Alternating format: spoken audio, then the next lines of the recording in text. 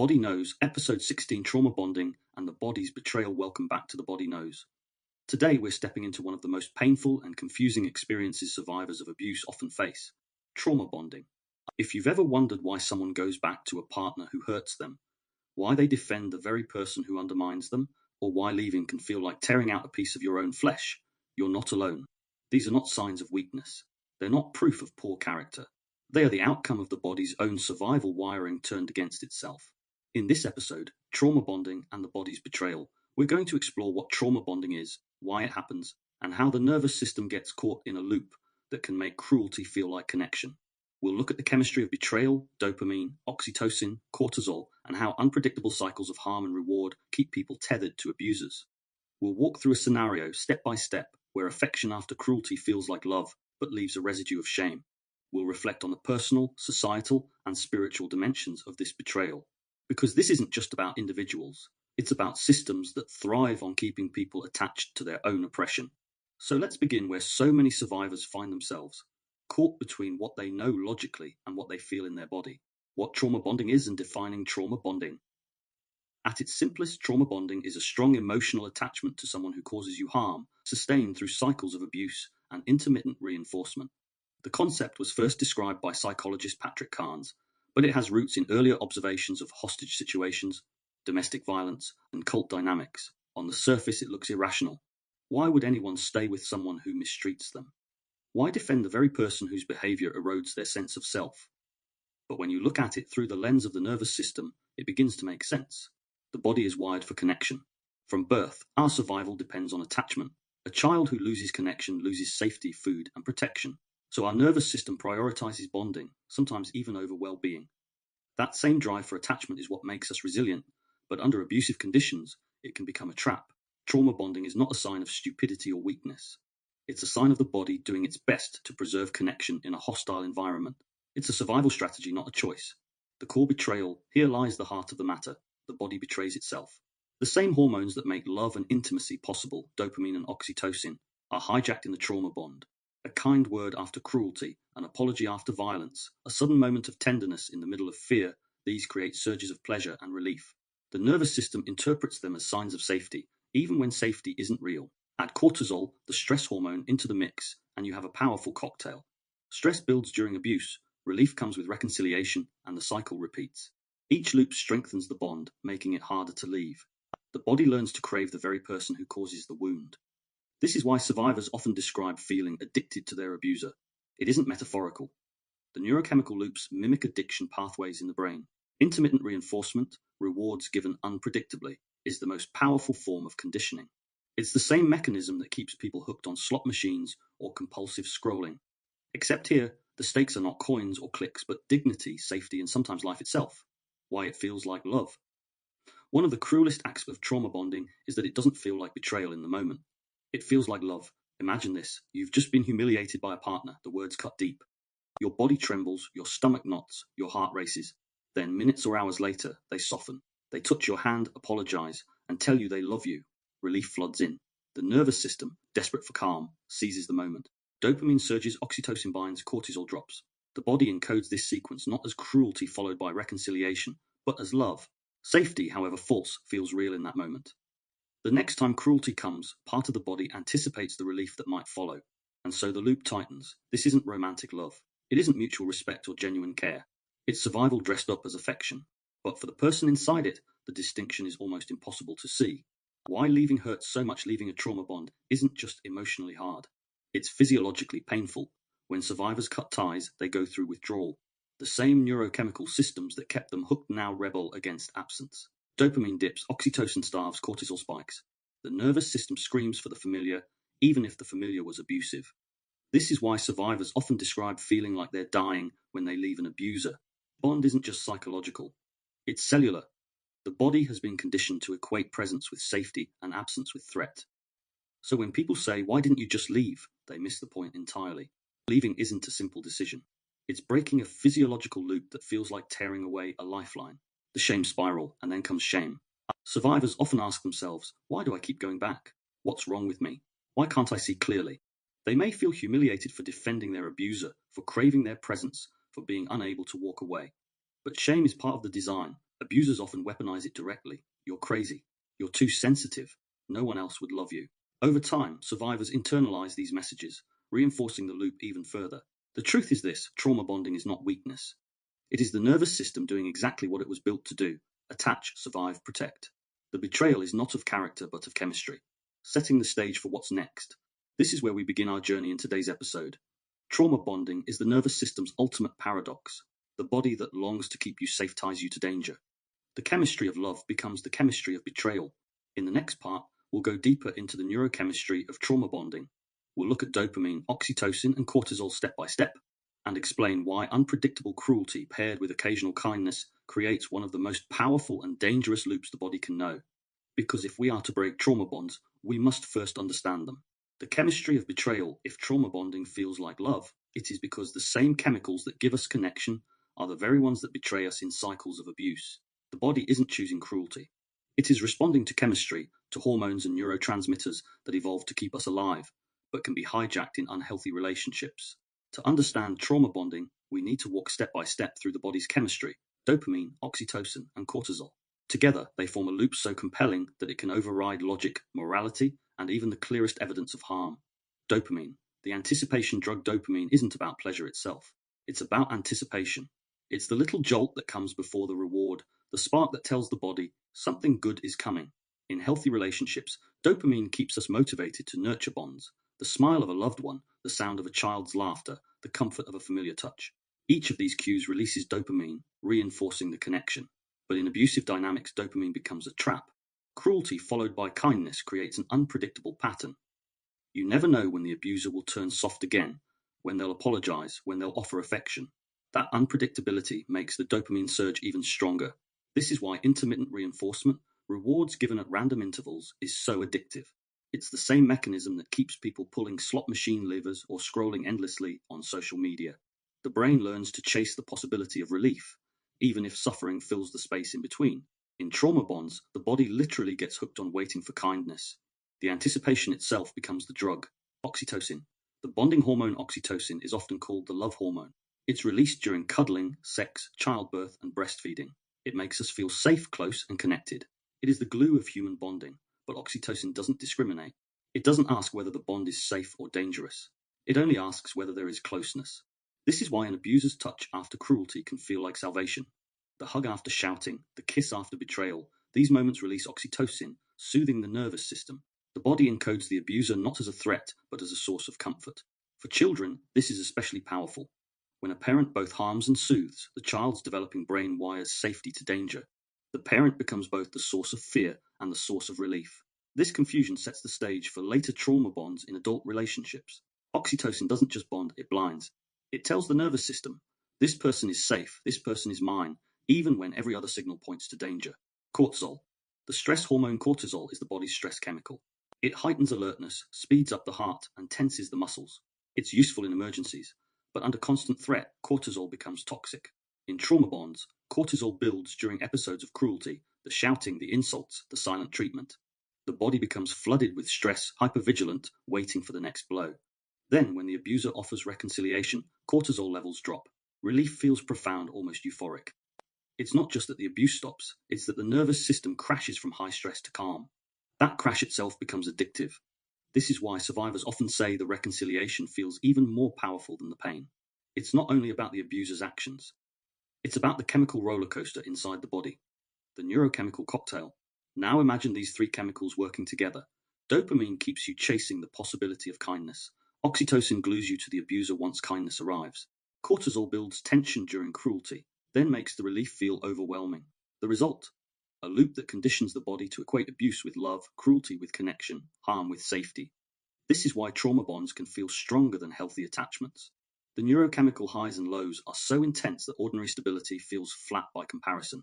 Survivors often describe boredom or restlessness in safe relationships, not because they want chaos, but because their nervous systems have been rewired to expect it. The role of intermittent reinforcement. All of this is intensified by the unpredictability of abuse. If cruelty were constant, many people would leave sooner. If kindness were guaranteed, the relationship might stabilize. But when the two are mixed unpredictably, the bond becomes unbreakable. This is classic intermittent reinforcement. In behavioral psychology, it's the strongest form of conditioning. Rats in experiments will press a lever more persistently when food comes at random intervals than when it comes predictably. Humans, too, are wired for this. We chase the reward harder when we can't predict it. In trauma bonds, this means survivors cling to hope. Maybe tomorrow will be different. Maybe if I change, they'll stop. Each act of cruelty deepens the craving for reconciliation. Each reconciliation deepens the attachment to cruelty. Why the loop feels impossible to break, the betrayal of the body is not abstract. It is lived daily in muscle memory, hormone cycles, and nervous system reflexes. Survivors know logically that the relationship is harmful, but logic rarely stands a chance against chemistry. Breaking the trauma bond means going through withdrawal. Dopamine cravings crash, oxytocin starves. Cortisol spikes without the familiar rhythm of tension and release. The body screams for the abuser, even while the mind knows better. This is why survivors often return again and again. Not because they want to, not because they don't understand, but because the body has been trained to equate pain with love, chaos with safety, and withdrawal with death. Personal echoes. In my own life, I felt this chemistry firsthand. Times when I knew I was being manipulated, triangulated, and gaslit, and yet the body still longed for reconciliation. I recorded conversations, gathered evidence, and tried to anchor myself in facts. But even with proof in hand, the nervous system would light up when kindness returned. It was as though two selves lived in me, one that knew the truth, another that was wired to crave the cycle. That split is the essence of trauma bonding. The chemistry pulls one way, the clarity pulls another. The body feels betrayed by itself. Over time, I learned to see these cravings not as proof of weakness, but as proof of wiring. My body wasn't broken, it was doing what it had been conditioned to do. And that realization, painful as it was, gave me the first step toward breaking free. Trauma bonding is not just psychological, it is physiological. Dopamine, oxytocin, cortisol, the very chemicals that make us human, that make us capable of love and connection, can be twisted into chains. Let's now walk through a scenario in detail, the experience of cruelty followed by reconciliation, where the body feels in love, even in the aftermath of harm. We'll break it down step by step in real time to show exactly how the chemistry plays out and why shame so often follows. Because only by mapping these loops in detail can we begin to understand how to interrupt them. Scenario: in love after cruelty. To really understand trauma bonding, we need to see it in action, to slow down the sequence of cruelty and reconciliation and notice what happens in the body, second by second. So let's imagine a scenario. The cruelty: you're sitting in the living room. Something small has gone wrong. Maybe you forgot to reply to a message, or you didn't clean up exactly the way your partner wanted. On the surface, it's nothing major, but suddenly their tone shifts. Their voice sharpens, words slice. You never listen. You're useless. Why do I even bother? Your stomach drops. The amygdala, the brain's alarm center, fires instantly. Cortisol surges into your bloodstream. Heart rate climbs, muscles tense. Blood shifts away from digestion toward fight or flight. You don't fight back, you freeze. Your nervous system is calculating. Is safety more likely if I resist or if I submit? The prefrontal cortex, the rational brain, starts to go offline under the stress load. You feel small, trapped, powerless. The cruelty doesn't last forever.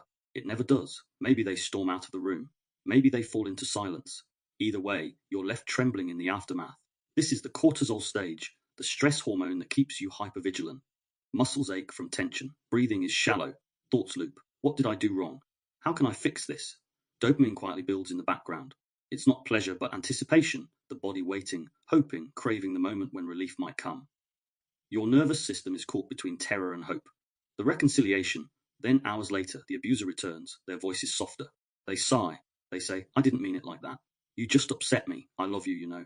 And then a touch, a hand on your arm, a hug, maybe even a kiss. Relief floods in. Cortisol drops. Muscles release. Tears come. Not because the harm has been undone, but because the nervous system has been holding on so tight for so long. Oxytocin surges with the touch. Bonding kicks in. Body records. This person brings comfort. This person makes the pain go away. Dopamine fires too. The anticipated reward finally arrives. The wait is over. Pleasure, relief, and attachment all intertwine. The confusion in that moment, you feel in love. The body whispers, this is safety. This is a connection. Logic is still far away. Rational memory of the cruelty blurs in the flood of relief. This is how the trauma bond tightens. Cruelty wires to comfort, pain wires to love. The nervous system learns a devastating lesson. Harm is the price of closeness. Step-by-step breakdown. Let's map this cycle explicitly. 1. Cruelty. Cortisol surges to stress, vigilance, and then fear. 2. Wait. Dopamine builds, leading to craving relief and hope for reward. 3. Reconciliation. Oxytocin surges to bonding and then attachment.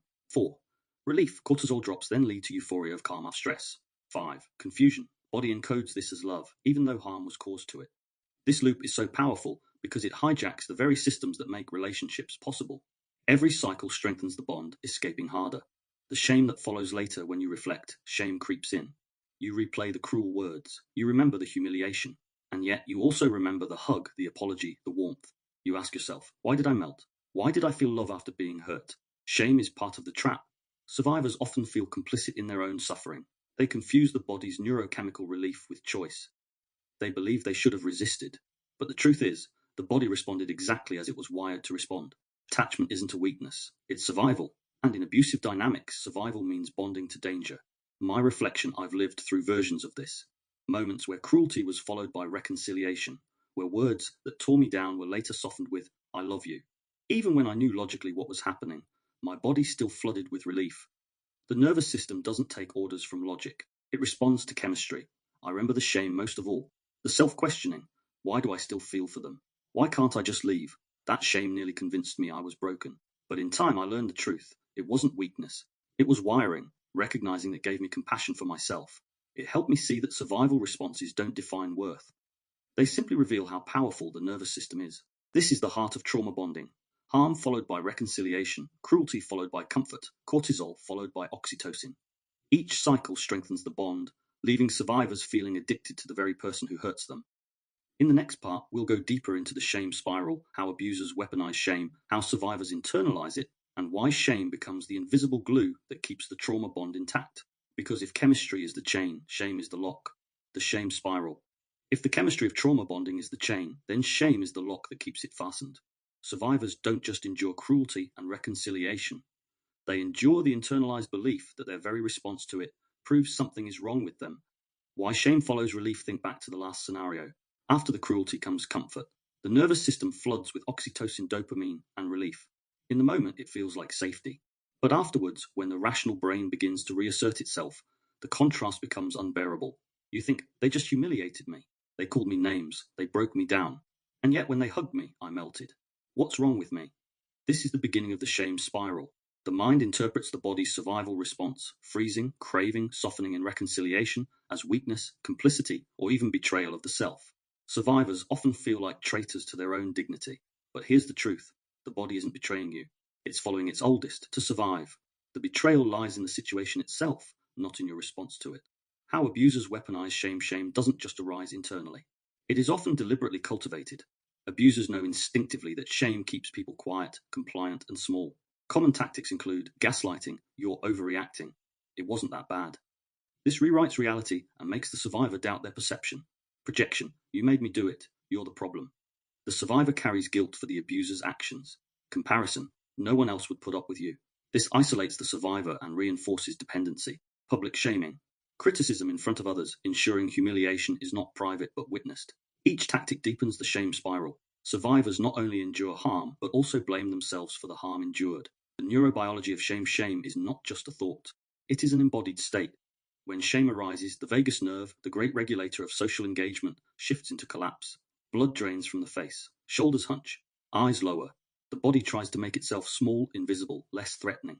In the brain, the medial prefrontal cortex, associated with self-reflection, lights up. Survivors turn inward, scrutinizing themselves harshly. The amygdala reinforces the sense of danger. The body records shame as a survival state. If I shrink, maybe I'll be safe. Over time, this embodied shame becomes chronic. Survivors walk into rooms already expecting to be judged. They silence themselves in conversations. They anticipate rejection before it happens. The nervous system carries the memory of humiliation into every interaction. The shame-abuse loop. Here's how the spiral works in practice. 1. Abuse occurs. Cortisol rises, body enters survival mode. 2. Reconciliation follows. Dopamine and oxytocin surge, bringing relief. 3. Shame arises. Survivor questions their response. Why did I feel love after pain? 4. Abuser reinforces shame. Gaslighting, projection, or belittling makes the survivor doubt themselves further. 5. Survivor withdraws. Collapse, silence, or self-blame deepen isolation. 6. Bond strengthens. The survivor clings tighter, hoping to prove worth, hoping next time will be different. Each turn of the spiral strengthens both the bond and the shame that maintains it. Cultural amplification of shame. It's important to say that shame doesn't arise in a vacuum. Culture amplifies it. In some societies, endurance of suffering in relationships is glorified as loyalty. Religion often frames submission as virtue, conflating spiritual devotion with tolerating abuse. Media romanticizes jealousy, control, and even cruelty, presenting them as signs of passion. Families may minimize or excuse abusers. That's just how they are. All of these messages reinforce the idea that if you feel trapped, it must be your fault. That if you stay, it's a weakness. That if you go back, you deserve the consequences. This cultural shame keeps survivors silent. It prevents them from seeking help. It normalizes cycles of harm. My reflection, living inside the spiral. In my own life, I remember the spiral vividly. Times when I knew I was being gaslit, triangulated, or devalued, and yet my body still softened in reconciliation. I can recall moments where I recorded conversations just to hold on to reality. I'd play them back and hear the cruelty, the contradictions, the blatant manipulations. I would think, this is undeniable. How could I ever forget this? And yet when reconciliation came, my body still yielded. The hug still calmed me. The relief still felt real. The shame that followed was crushing. I thought, if I can see the evidence and still feel love, maybe I really am broken. That self-doubt was more corrosive than the cruelty itself. But over time, I realized something vital. The shame was not proof of my weakness. It was proof of my humanity. My body was doing what all bodies do, seeking safety and connection. The betrayal was not mine, but the system of abuse that exploited it. Philosophical and spiritual views on shame, different traditions have seen shame in different ways. Philosophers like Sartre described shame as the awareness of being seen by another, reduced to an object. In trauma bonding, survivors internalize the abuser's gaze, seeing themselves through their eyes. Buddhism distinguishes between guilt, which relates to actions, and shame, which clings to identity. Shame becomes a weight, obscuring the true self. Modern psychology reframes shame as a survival response, a way to appease and shrink under threat, not a reflection of worth. Each perspective reminds us, shame is not essence. It is a state, a posture, a reaction, and states can change. The cost of the spiral left unbroken. The shame spiral has devastating costs. Identity erosion. Survivors lose touch with their authentic selves, defining themselves only through the abuser's gaze. Isolation. Shame silences, making it hard to reach out for help. Chronic stress. Embodied shame keeps the nervous system in collapse, leading to exhaustion, illness, and depression. Repetition. Shame fuels repetition compulsion, drawing survivors into similar relationships as they unconsciously try to fix the old wound. Shame doesn't just hurt feelings, it reshapes lives. Breaking the spiral. The first step in breaking the spiral is recognizing it for what it is, a survival response, not a moral failing. When survivors see that their attachment was chemistry, not choice, the shame begins to loosen. Therapies like internal family systems invite survivors to meet the shame with compassion. Of course, you clung to comfort. Of course, you froze. You were surviving. Somatic practices help too. Grounding, orienting, reclaiming posture and breath. These tell the body, you no longer need to shrink. Equally important is community. Safe relationships can undo the shame spiral. When others witness the truth without judgment, when they say, I believe you, I see you. None of this was your fault. The spiral begins to unravel. The shame spiral is perhaps the cruelest part of trauma bonding. The abuse is bad enough. But to then believe that your survival response makes you complicit, that is the double bind. Yet shame is not permanent. It is not essential. It is a state of the nervous system. And like any state, it can shift with awareness, compassion, and safe connection. Now we'll turn to personal reflection more deeply, how I lived through trauma bonds, how shame almost convinced me I was broken, and how reframing survival as wiring, not weakness, began to set me free. Personal reflection. When I reflect on my own life, trauma bonding isn't just an abstract theory. It's something I have lived, something my body has carried me through again and again. Each relationship, each encounter, gave me new language to understand how the nervous system binds, betrays, and whispers truths that the mind doesn't yet have the words for. Living under a microscope, I once dated someone who admitted they were observing me closely. They said it outright, as though it was harmless curiosity, but the effect it had on me was profound. I began to feel as though I was under a microscope. Every movement, every gesture, every pause in conversation suddenly felt like data being collected against me. When you already live with heightened sensitivity, from trauma, from neurodivergence, from simply being attuned to nuance, the awareness of being watched doesn't make you more careful. It makes you more anxious. My body tightened. My breathing shortened. Instead of feeling safe in connection, I felt evaluated. And here's the betrayal. Part of me still wanted their approval. Even as the anxiety grew, even as I felt small under their gaze, my body still longed to soften, to connect, to be accepted. That's trauma bonding, the simultaneous urge to flee and the compulsion to attach, the trigger to leave. There was one occasion that made the dynamic clear. We were preparing to go out, and time was limited. Normally, this person didn't spend long getting ready. But on that day they lingered, taking extra time to do their makeup, moving slowly while I waited. I could feel the clock ticking in my body. My nervous system doesn't always respond well to delays, especially when I know time is short. My chest tightened, my patience frayed. Then, when they finally came through, they commented, sharp, dismissive, disrespectful. In that instant, I snapped. I said, I'm not going anywhere now. In fact, I'm leaving. My body moved before my mind caught up. Survival mode had taken over. What struck me was their response, or rather, their lack of one. They made no effort to stop me from leaving. No apology, no concern, just a kind of calm observation, as though they had predicted the outcome. The reflection that followed later that day, I replayed it in my head. Something about their behavior felt calculated. The delay, the disrespectful comment, the indifference when I walked out, it all seemed to line up too neatly. I couldn't prove anything. I had no evidence. But my body told me a different story. My intuition whispered, they wanted you gone. They created space. This was deliberate. And sure enough, my suspicions grew that they may have used that time to meet someone else. Again, I can't prove it. But proof wasn't the point. My body didn't resonate with the explanations I was later given. Something felt off, and I've learned to trust that dissonance. This is one of the cruelest realities of trauma bonding. The very person you're attached to may be studying you, learning your triggers, rehearsing how to push your buttons to engineer a specific outcome. And because your body is primed for attachment, you may end up questioning yourself rather than recognizing the manipulation. The manipulator's tactic. Creating space manipulators often create space through conflict. They push until you react, then frame the separation as your fault. They rewrite the script so that your reaction becomes the reason they left, absolving themselves of guilt while gaining the freedom to do what they had planned all along. This is what psychologists sometimes call reframing the narrative. By provoking a reaction, they make themselves the calm observer and you the irrational one. The attention shifts, the blame lands on your shoulders, and they walk away unburdened. In abusive cycles, this tactic is devastating. It convinces you that you're the unstable one, that you're always the problem.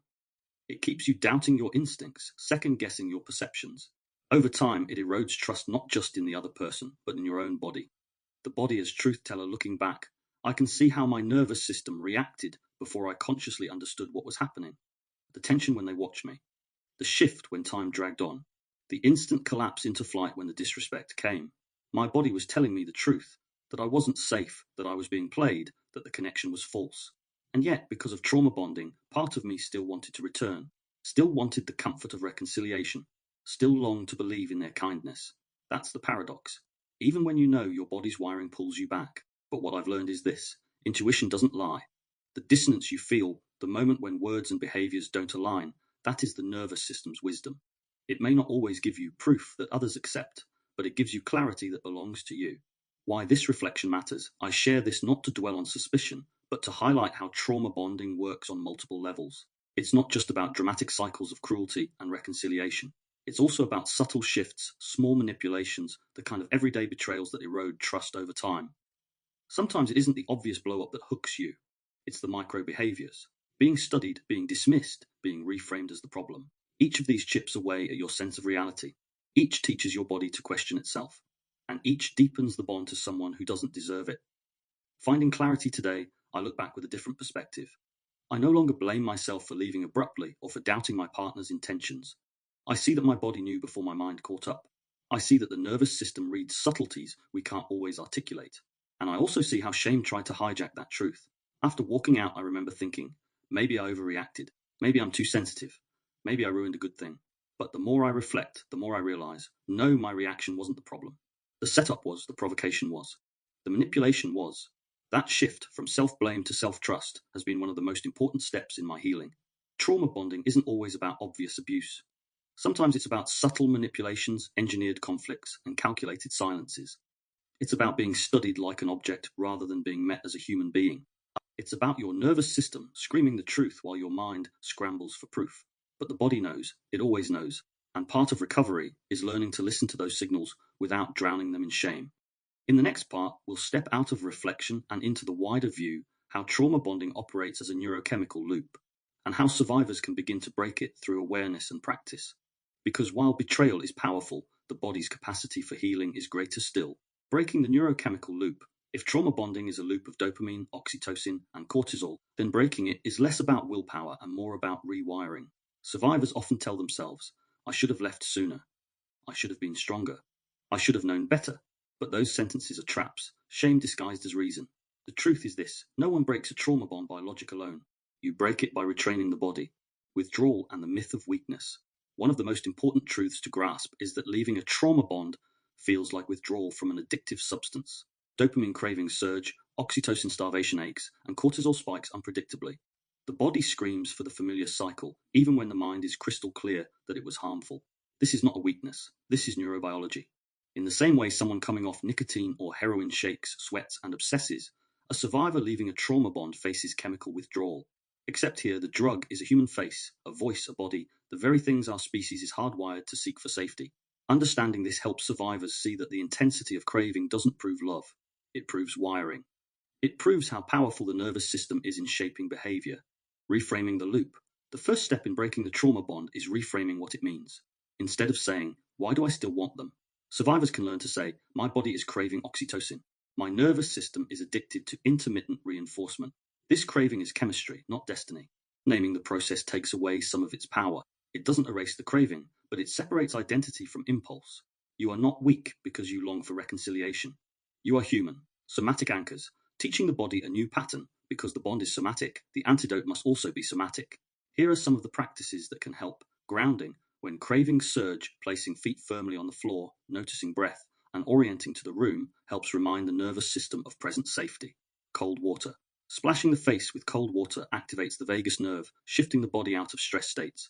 Movement. Shaking, dancing, or even walking briskly releases cortisol and discharges trapped energy. Self-soothing touch. Placing a hand on the heart or cheek releases oxytocin internally, proving the body doesn't always need another person to bond. Body journaling. Tracking when cravings arise and what sensations accompany them builds awareness. Over time, patterns emerge and the body learns to recognize the difference between longing and genuine safety. These are not quick fixes. They are slowly rewiring, teaching the nervous system that comfort can come without returning to harm. Philosophical perspectives on freedom. Philosophers across cultures have wrestled with the tension between compulsion and freedom. Nietzsche spoke of eternal return, the way we repeat patterns until we break them consciously.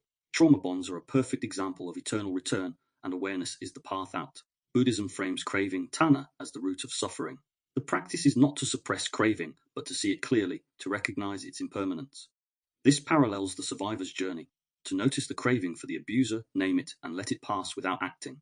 Existentialists remind us that freedom is not the absence of constraint, but the courage to choose differently even when constraint presses hard. Breaking the loop isn't about erasing the chemistry, it's about choosing a new script despite it. The role of safe relationships healing doesn't happen in isolation. Survivors often need new, safe relationships to retrain their nervous systems. When someone responds consistently, gently, and without cruelty, the body begins to learn that safety can be predictable. This is why community, therapy, and friendship are so vital. They provide new templates for oxytocin and dopamine release, stable rather than chaotic, predictable rather than intermittent. Over time, the highs of abuse begin to lose their grip, replaced by the quiet steadiness of genuine connection. The spiritual dimension. For many survivors, breaking the loop also involves spiritual growth. Whether through meditation, prayer, or simply cultivating awe in nature, spirituality offers an attachment figure larger than any individual. It reframes belonging as something not dependent on the abuser's approval. This is especially powerful for those who feel abandoned or unworthy. A spiritual practice says, "You are already connected, already held. You don't need to beg for scraps of affection." My reflection, learning to trust my signals. In my own journey, I felt the cravings, the pull, the endless cycle of reconciliation after cruelty. At times I mistook the intensity for love. At others, I drowned in shame for still wanting someone who hurt me. But slowly, I began to listen differently. Instead of asking, "Why do I still want them?" I started asking, "What is my body really craving?" Most often the answer was simple: connection, safety, recognition, valid needs, but that couldn't be met by the person who hurt me. I learned to self-soothe, to place my hand on my chest, to breathe deeply, to write my sensations in a journal. I learned to let safe people in, even when my nervous system doubted them. And I learned that craving is not the same as truth. Breaking the shame, too shame is the abuser's shadow that lingers long after they're gone. Survivors often feel embarrassed for still longing, guilty for returning, and angry at themselves for tolerating it. But here's the reframing. Every time you survived, every time you endured, every time you came back, you were not weak. You were wired for attachment. You did what humans do. Breaking the loop doesn't erase the past, but it does loosen shame's grip. It allows survivors to see their resilience not as failure, but as proof of survival. Trauma bonds are powerful because they hijack the chemistry of survival, but they are not unbreakable. With awareness, somatic practice, safe relationships, and self-compassion, survivors can teach their bodies a new script. The cravings may never vanish completely, but over time they lose their power. The nervous system learns safety is possible without betrayal. Love does not have to hurt. In the next and final part of this episode, we'll pull these threads together, exploring how betrayal and shame can give way to resilience and renewal, and setting the stage for the next episode. Episode 17, The Body Under Siege, Chronic Stress and the Biology of Survival. But first, integration, self-help practices, choosing the body again. If trauma bonding is the body's betrayal, recovery is the body's return. We've mapped the chemistry, dopamine, oxytocin, cortisol, the cycles of cruelty and reconciliation, the shame spiral, and the lived reality of being studied, provoked, and reframed. Now we turn toward what you can do, not to outthink the bond, but to retrain the bond. Not to reject your body, but to re-ally with it. You do not need to be perfect to begin. You only need willingness and tiny, repeatable acts that teach your nervous system, over and over. Now is not then. Safety does not require harm. Love does not require self-abandonment. Below is a field manual you can return to whenever the pull returns. Use what resonates, leave what doesn't. Healing is personal and non-linear. It belongs to your pace. 1. Safety first best practices.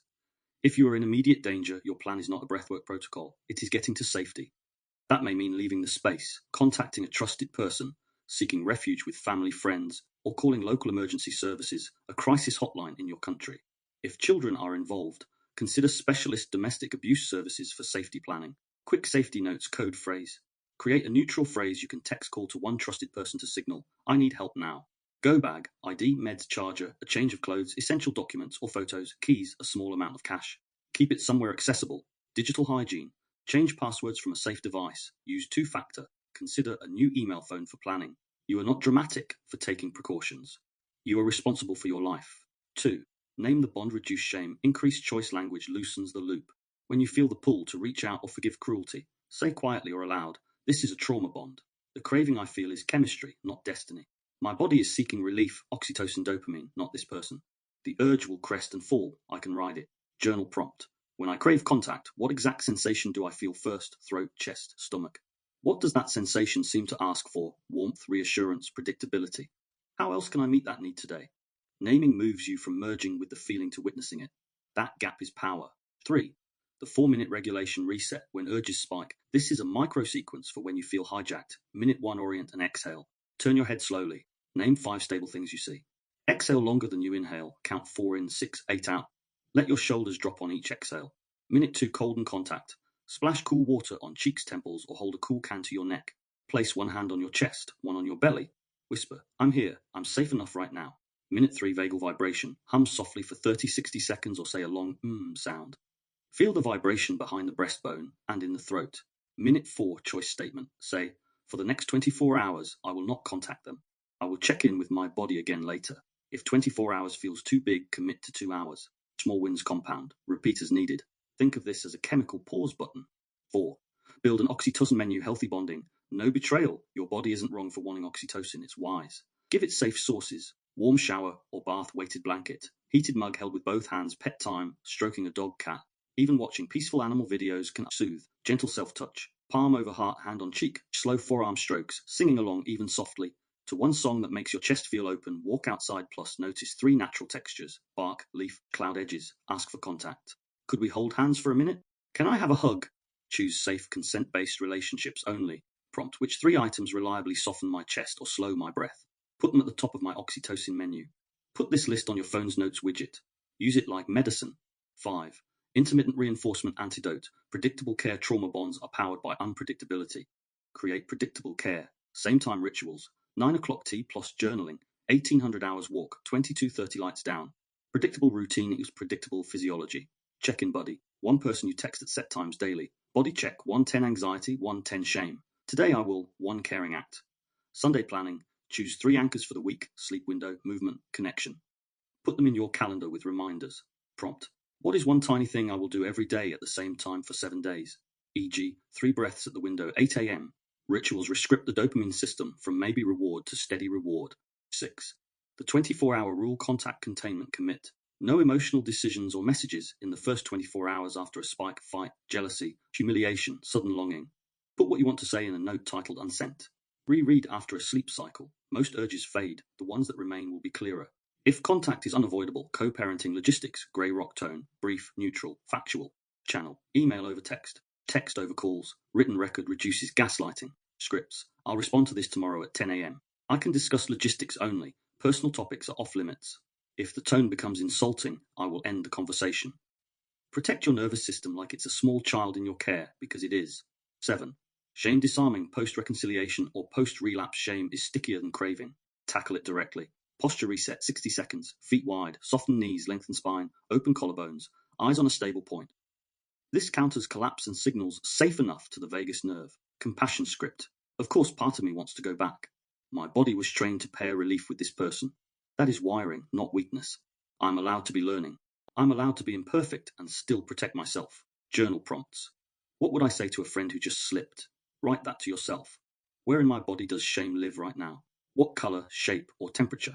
Can I place my hand near it and breathe 5 times without fixing it? 3 good things I did today for my safety are: replace I failed with I practiced. Recovery is repetition, not perfection. 8. Trigger mapping and craving surfing trigger map. Draw 2 columns. Before, after. Under before, list cues that precede urges. Time of day, loneliness, certain music, scrolling old photos, alcohol, specific streets, birthdays, anniversaries. Under after, list how you feel if you don't contact for 20 minutes, 2 hours, 24 hours. Notice that the waves crest and fall. Urge surf, 3 steps. 1. Name a wave is rising. 2. Locate, it's in my throat stomach. 3. Set a 15-minute timer. Breathe slowly, hold a stone ice cube, walk 1 block, come back and reassess. Most waves fall inside 10-20 minutes. Prompt. What's one predictable trigger I can meet differently this week? What will I do instead? 9. Boundaries you can say right. Then practice aloud.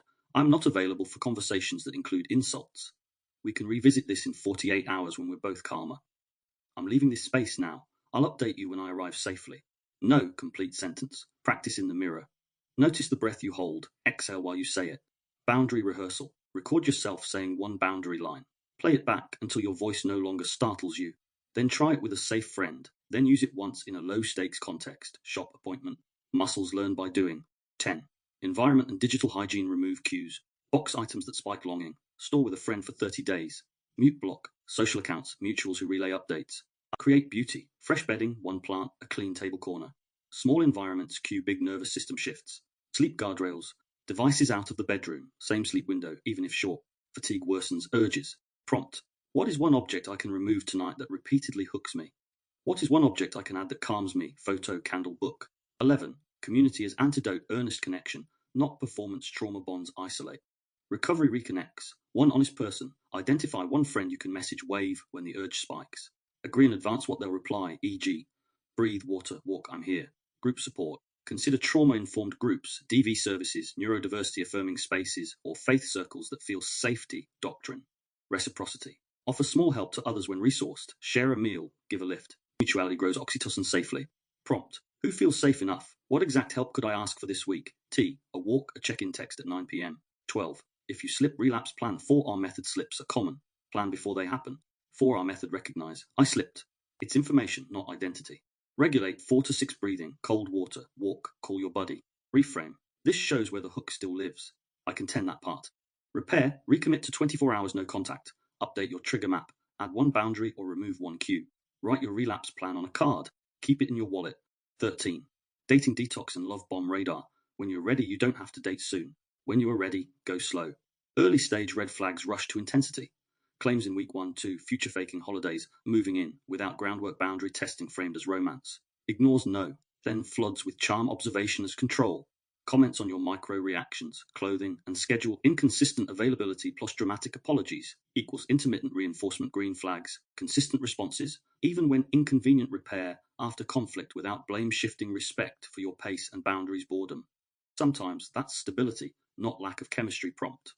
3 non-negotiables for my next connection are: 3 early red flags I promise to walk away from are: 14. Therapy and modalities. Pick what your body tolerates. Different bodies need different doors. Somatic experiencing SE. Titrated release of survival energy. Great for too much states. EMDR. Memory reconsolidation with bilateral stimulation. Be sure you're resourced first. IFS. Internal family systems. Meets protective parts. The one that craves. The one that shames. With compassion attachment focused therapy. Practicing safe closeness. Rupture. Repair group DV support. Safety planning. Legal advocacy. Validation interview therapists. Ask. How do you work with trauma bonds? How do we go slow? How will we know when to pause? Your pace is the plan. 15. Ritual and meaning, closing cycles so the body believes you, the body believes ritual. Release note. Write what you will no longer carry. Read it aloud, burn or tear safely. Anchor object. Choose a small item that means I choose me, stone pendant. Touch it during waves. Threshold walk. Pick a bridge or doorway you can cross while repeating. I leave harm, I choose safety. Repeat weekly for a month. Gratitude for the body. Hand to heart say, you kept me alive by bonding. Thank you, I'll lead from here. Prompt. What simple ritual would feel meaningful to my body this weekend? 16. A gentle plan, first 30 days, days 1. 7. Delete escape cues. Oxytocin menu daily, 24-hour rule, 4-minute reset, 2-day, 1 walk day, sleep window. Tell one safe person, if I text wave, please reply with our agreed script. Days 8-21. Trigger map, relapse plan card, boundary rehearsal. 2 scheduled social contacts week, 1 therapy peer group session if available. Replace one old cue with a calming cue, e.g., a new evening playlist. Days 22-30. Review slips without shame, celebrate streaks. Choose one medium boundary you've avoided and enact it. Write a letter to future you, 30 days ahead. Here's how far we came. Remember, it is normal to grieve the person and the illusion. Grief means you're telling the truth. 17. For loved ones supporting a survivor, share this if useful, believe them. Minimize nothing. Ask, how can I help your body feel safer right now? Blanket, tea, walk, sit quietly. Do not insult the abuser. It can isolate the survivor. Stick to facts and feelings. Offer logistics help, paperwork, housing, appointments. Practical support lowers cortisol. Prompt for supporters. What simple, consistent act can I offer twice a week for 1 month? 19. When the past pulls in dreams and memories, nighttime can reactivate the loop. Prepare pre-sleep. Digital downshift 30-60 minutes before bed. Warmth, bath, socks, blanket plus slow exhale. 4 in, 8 out, 6. Phrase to keep by your bed. It was then, this is now. If you wake from a dream with the urge to contact, read your unsent note instead. Place a hand on your chest. Hum for 30 seconds. 19. A word to the part of you that still loves them. You are not foolish. You are loyal. That loyalty kept you alive when love was scarce. Thank you for doing your job so well. I'm not cutting you out. I'm giving you a safer home. You will have all the warmth you long for, without the fear. Stay with me. We're going forward together. Write your own version of this. Read it when waves rise. 20. The promise, not the promise that you'll never feel the pull again. That isn't fair. The promise that each time you do, you will meet it with a little more truth and a little more care. That you'll practice even when you're tired. That you'll ask for help before the spiral tightens. That you'll forgive yourself and try again. Recovery is not the absence of waves. It's learning to surf them without drowning. Final thoughts. We've walked a long, hard road in this episode, lots of depth. We've explored the chemistry of betrayal, through the shame spiral, across real-life manipulations that leave you questioning your sanity, and out toward practices that bring you home. Orienting, breath, cold water, oxytocin menus, boundaries, rituals, community, and the quiet courage to begin again. If your body has been tying love to harm, let today be the day you start teaching it otherwise. Not with self-violence, but with small, stubborn acts of care. With every regulated breath, every boundary spoken, every wave surfed, you're telling your nervous system a new story. Love does not require that I suffer. Safety does not require that I disappear. I am allowed to choose myself. In our next episode, episode 17, The Body Under Siege, Chronic Stress, and the Biology of Survival, will widen the lens. When the system has been on high alert for months or years, what happens to sleep, immunity, digestion, hormones, memory, and mood?